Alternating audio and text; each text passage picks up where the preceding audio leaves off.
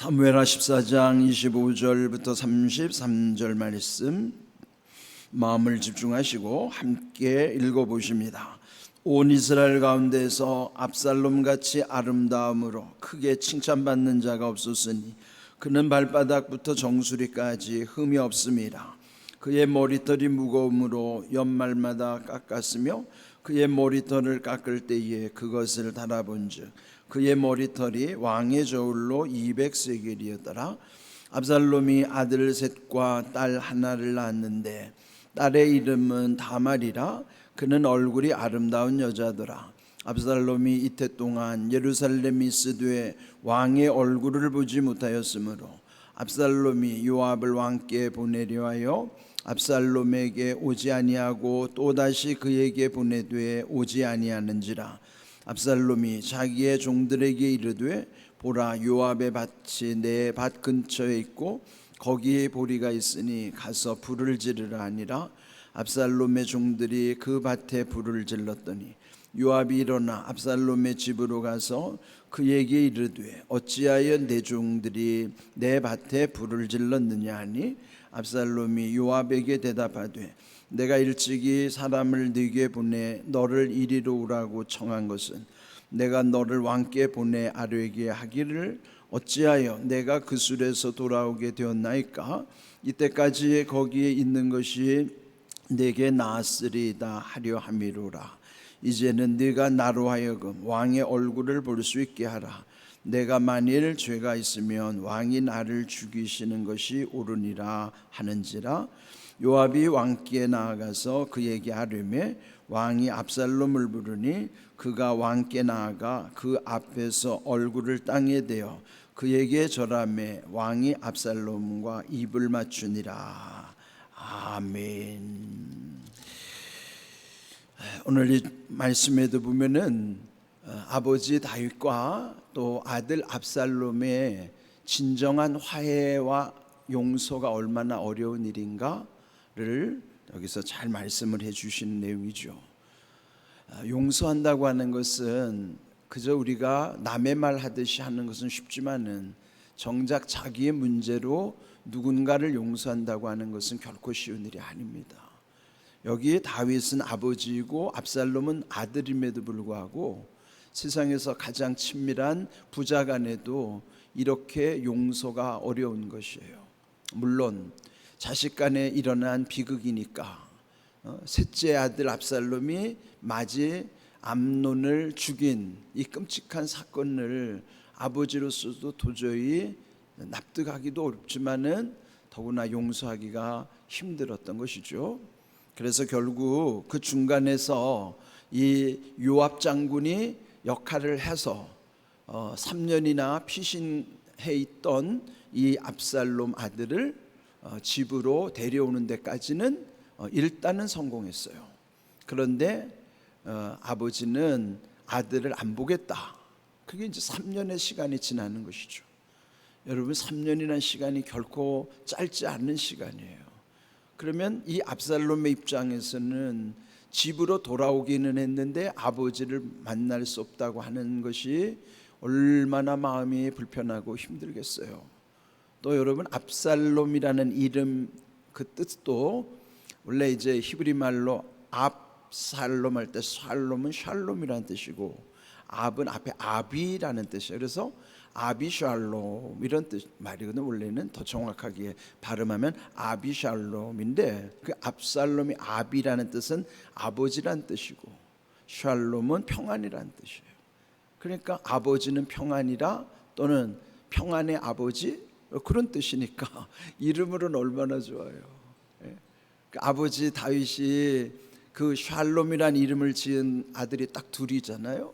하나는 압샬롬이고 아비샬롬과 또 하나는 솔로몬이 원래는 샬롬이란 뜻이에요. 그러니까 솔로몬이나 압살롬이나 다 그 안에 이름이 샬롬이 들어가 있어요. 평안. 그 하나님이 주시는 그 평안은 그 두 아들의 이름을 지을 때 그 아버지 마음이 어떠했겠어요? 자식 이름 지을 때 얼마나 여러분 신중합니까? 그러니까 아비의 마음도 소원도 거기에 담겨 있을 거라고요. 또 이 압살롬을 다윗은 얼마나 사랑했는지 이제 나중에 이 아들 압살롬이 죽었을 때 보면 알아요. 그러니까 진짜 이 사랑하는 자식이 왼수니까 이건 진짜 받아들이긴 했지만 아직 용서하지 못하는 이 안타까운 심정. 그러니까 우리가 인생을 살면서 그냥 여러 가지 일들을 다 겪다 보면은 이 사람 말 들어보면 이 사람 말도 이해가 되고 저 사람 말 들어보면 저 사람 말도 이해되고, 그러니까 산전수전을 다 겪고 살아온 사람은요 누구 이야기를 들어도 다 공감이 되는 거예요. 그러니까 우리가 지금 이 다윗과 압살롬 간의 이런 마음의 이 어려움들을 우리도 일견 이해할 수 있습니다. 자, 그런데 오늘 주제는 이 압살롬에 대한 거예요. 자, 압살롬이 외모가 얼마나 출중한가. 25절을 보면은 온 이스라엘 가운데 압살롬 같이 아름다움으로 크게 칭찬받는 자가 없었으니 그는 발바닥부터 정수리까지 흠이 없습니다. 자, 먼저 그 온 이스라엘 사람들이 이 압살롬을 어떻게 여기는가 하면은 그는 그의 외모로는요 모든 사람들에게 소문나기를 발바닥부터 정수리까지 흠이 없는 사람으로 소문난 거예요. 이거는 여러분 외모로 보면은 최고의 찬사예요. 예? 여러분 이 발바닥이 사람의 가장 아랫부분인데 정수리는 사람의 가장 윗부분이라고. 예? 그러니까 머리부터 발끝까지 하나도 흠잡을 데가 없이 이렇게 완전한 사람이 어떻게 가능하겠습니까? 그러나 어찌 보면은 외모로서는 그 사람은 모든 사람에게 아주 매력적인 사람이에요. 그래서 그 아름다움으로, 그 아름답다라는 것은 흠이 없어야 아름답잖아요. 그 흠이 없을 정도로 아름다운데 그는 크게 칭찬받는 자 되었다. 여러분 우리가 작은 일로 칭찬받는 것도 얼마나 기분 좋고 행복해요. 그런데 크게 칭찬받는 자라고 그러면은 그의 외모라든지 또 사람들이 보는 그 여론, 우리 모두가 다 사람들 의식하며 살잖아요. 남들이 나를 어떻게 생각할까. 그러면 이 압살롬은 아주 완벽한 거예요. 자기의 외모도 뿐만 아니라 사람들이 그를 바라보는 시선도 얼마나 대단합니까. 그렇게 이렇게 겉으로 보이는 것은 흠잡을 데 없는데 문제는 속에 흠이 많은 거예요. 상처가 많은 거예요. 그러니까 우리도 그렇잖아요. 겉으로 보면은 평생 고생도 모르고 자랐을 것 같은 귀공자 스타일인데 말을 들어보면은 아주 그냥 산전수전 다 겪은 사람들이 있어요. 그러니까 우리가 보는 것과 보이지 않는 건 또 다른 거예요. 지금 이 압살롬이 겉모습은 이렇게 아름답다 그랬는데 속은 썩어 있는 거죠. 우리가 그렇게 다 인생을 그렇게 살아요. 또 보이는 것에 너무 우리가 집착하다 보니까 보이는 데만 다 신경 쓰잖아요. 치장하고 꾸미고. 그런데 실상 중요한 것은 하나님은 외모에 관심 두지 않으세요. 하나님은 중심을 보시는 거예요. 근데 그 중심이 뭐예요? 마음의 온갖 상처들을 투성이라고요. 이거 해결해야 된단 말이죠. 지금 이 압살롬이 고통당하는 것이 바로 그 속에 있는 거예요. 그런데 그가 외모 중에서 가장 아주 포인트가 뭐냐면요, 머리카락이에요. 물론 우리 모두가 이 머리카락에 신경 많이 쓰고 살지만은, 그런데 여기 26절에 보면은 머리털이 무거움으로 연말마다 깎았으며, 그러니까 1년에 한 번씩 머리를 이제 깎는데 그 무게를 달아봤을 거 아니겠어요? 그런데 왕의 저울, 왕의 저울이라는 게 보통 궁궐에서 쓰는 저울이 있고 일반 민간인들이 쓰는 저울이 있고 성전에서 쓰는 저울이 있고, 대개는 저울이 세 가지 종류가 있어요. 그게 다 다르죠. 그런데 이 왕의 저울에다 올려놓고 보니까 무게가 200세겔이나 나갔더라. 그러니까 우리가 쉽게 이해할 수 있는 200세겔이면 어느 정도냐면요, 머리카락 잘라놓은 무게가 2.5kg 정도 된다는 거예요. 2.5kg. 근데 보통 사람들의 1년 머리 잘라놓은 거는 한 500g 정도 된다고 해요, 주석에 의하면. 그럼 보통 사람들보다도 한 4-5배나 많은, 그 얼마나 머리가 잘 자라고 또 그 헤어 스타일이 사람들이 반한 거예요. 아주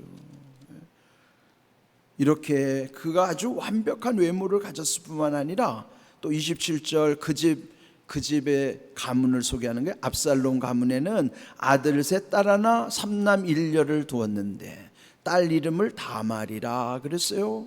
다말 어디서 들어봤어요? 죽은 암논은, 죽은 형 암논이 자기 친여동생을 범했던 그 이름이 다말이에요. 자기 한 어머니 밑에서 낳은 그 여동생 이름이 다말이었는데, 그러니까 여동생을 얼마나 사랑했으면 그 딸 이름도 다말이라고 지은 거예요. 자기 여동생 이름을 따서 자기가 낳은 딸도 다말이라고 이름을 했는데, 그 여동생도 앞에서 우리가 그 다말은 아름답다고 그랬죠. 아름다웠기 때문에 암논이 탐을 낸 것이지만, 그런데 이 압살롬의 딸도 아름다운 여자더라 그랬어요. 그러니 지금 앞에서도 이 압살롬을 일컬어서 그는 아름다움으로 크게 칭찬을 받았다고 그랬는데, 이미 그 동생 다말, 딸 다말도 다 아름답다. 그러니까 그 집안이 엄마가 미모가 출중했든지 어쨌든 그 동생이나 압살롬이나 그 딸도 다 이렇게 가문이 아름다운 가문이었다니까. 외모가 아주 다 수려한 집안이란 말이죠. 그래, 이게 외모란 건 드러나는 쪽. 그러니까 오늘날 우리에게 드러나는 쪽 뭐냐면, 여기에 오늘로 말하면 스펙에 해당되는 거예요. 이력에 해당되는 거예요. 다 보이는 거죠. 그러니까 사람들은 다 거기에 관심을 두고 그 스펙을 쌓느라고 외모도 꾸미고 뭐 보이는 쪽에다 이렇게 관심 쓰는. 그런데 중요한 것은 다들 속은 썩어서 문드러지고 있는 걸 모르고 있는 거예요. 지금 다윗의 아들 이 압살롬도 그 집안을 보거나 그의 외모를 보거나 그의 관계를 보면은 다 아름다움으로 크게 칭찬을 받았으면은, 이게 외모로 보면, 드러나는 거로 보면 아주 흠잡을 데 없이 완전한 거예요. 그런데 문제를 어디로 지금 계속 끌고 가냐면 내면의 문제로 끌고 가요. 28절, 이태 동안, 그는 뭐예요? 3년 도망갔다가 집에 왔더니 지금 2년 동안 아버지를 못 만나고 있는 거예요. 그 2년 동안에 얼마나 여러분 감정의 기복이 심했겠어요. 그런데다가 자기를 오게 했던, 중재했던 요압 장군에게 이제 좀 아버지를 만날 수 있도록 역할을 해주기를 기대해서 그를 몇 번씩이나 사람을 보내서 오라고 와달라고 해도 안 오는 거예요. 그러니까 요압의 입장에서도 이 일이, 이게 왕의 이미 자식 안 만나겠다고 결론을 내렸는데, 이것도 중간에서 자기에게 어떤 또 곤경을 겪을지 모른다 생각했겠죠. 그래서 이 압살롬이 계속 와달라고 했는데도 안 온 거예요. 그러니까 분노가 더 치밀다가 마침내 종을 시켜가지고요, 그 요압의 밭에다가 불을 질르라고 그랬어요. 그때는 보리추수 때가 가까이 왔는데, 보리추수 때문에 이제 그 얼마나 아까운 거예요, 그걸. 근데 그 보리밭에다 그냥 불을 질러버렸어요. 여러분, 화가 뭐야? 그게 속에 있는 불이에요. 화가 불화자거든요. 속에 있는 불을 진짜로 보리밭에다 불을 질러버린 거예요. 이게 사람이요, 속에 있는 불이 겉으로 불을 지른다니까요. 다른 사람에게 불을 지르든지 진짜로 집에다 불을 지르든지, 이게 속에 있는 불, 화병은요 고치지 않으면 진짜 불을 일으킨다고요. 진짜 막 사람을 태운다고요. 속을 태우고.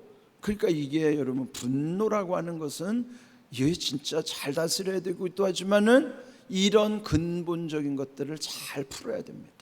그런데 이거 우리가 못해요. 근데 참 성경 감사한 게 말이죠, 우리가 못하는 걸 하라고 하지 않고 못하는 걸 맡기라고 하는 거예요. 못하는 걸 맡기고 우리는 주님 안에 들어오기만 하면은 안 되는 것은 되게 하신다는 거죠. 할 수 있는 건 하게 하시고, 우리 하나님 얼마나 신사적이에요. 예? 할 수 있는 건 하게 하시고 할 수 없는 건 되게 하시고, 얼마나 하나님 좋으신 하나님. 그러니까 이런 거는 우리가 할 수 없어요. 분노를 내가 어떻게 조절합니까? 하나님이 만져주시면 마음에 내가 그 대상에 대해서 불쌍한 마음으로만 딱 바뀌어지면요, 금방 사그러들어요. 불쌍한 마음만 들면요, 그 사람 미워지지 않아요. 제가 목회하면서 이 신비를 체험한 거예요.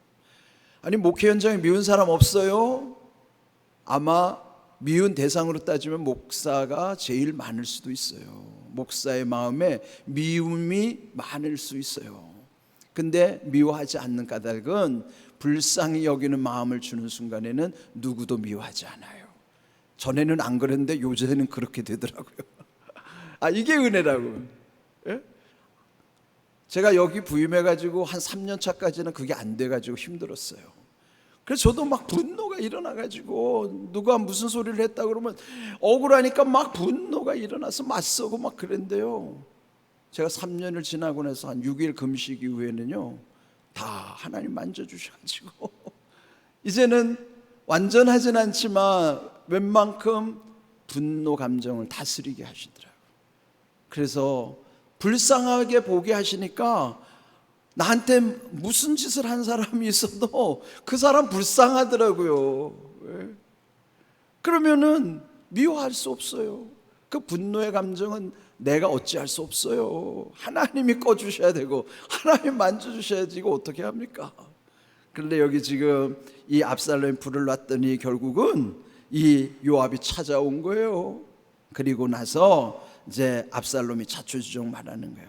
내가 이 당신이 안 찾아오니까 결국 이렇게 한 거다. 그렇지만은 나를 지금 여기까지 오게 했으니 내가 왕을 만나지 못하면 차라리 여기 안온만 못하지 않는가. 그러면서 여기 32절 끝부분에 보면은 이때까지 거기에 있는 것이 내게 나았으리이다. 그러면 피해 있을 때가 나았으리이다. 자기 처지가 그렇다는 거예요. 그런데 이제는 네가 나로 하여금, 이 요압으로 하여금 왕의 얼굴, 아버지 얼굴을 볼 수 있게 하라. 오늘 제목이 얼굴을 볼 수 있게 하라는 거예요.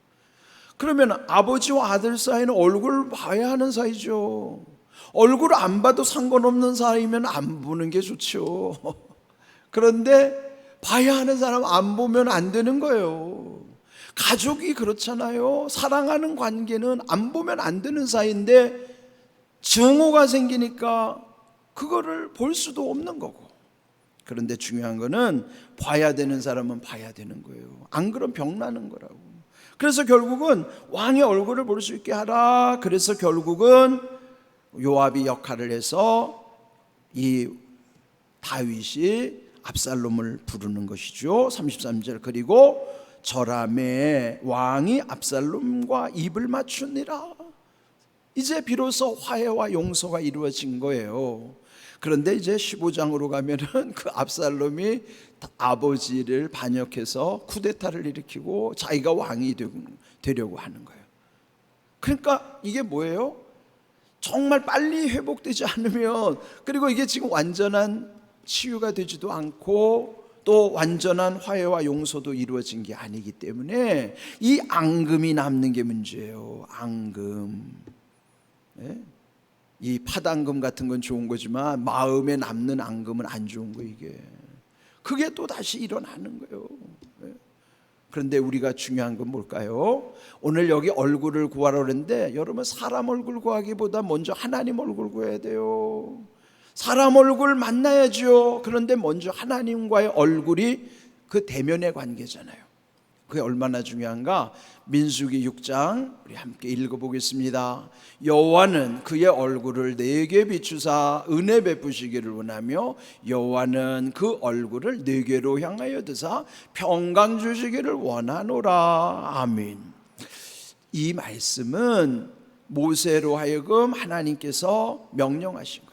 아론의 집안 그 제사장으로 하여금 대대로 백성들에게 복을 빌어줄 때는 이렇게 복을 빌어주라 그러면서, 여기서 보면은 여호와 하나님의 얼굴을 그들에게 비추심으로 너에게 비춰주실 때 하나님의 은혜 베푸시기를 원하며 그 얼굴을 너에게 향할 때는 평강 주시기를 원하노라. 그러니까 얼굴이 우리가 얼굴 보듯이 하나님 얼굴을 어떻게 봐요? 상징적 의미로 대면의 관계는 예배의 자리에 나오는 거예요.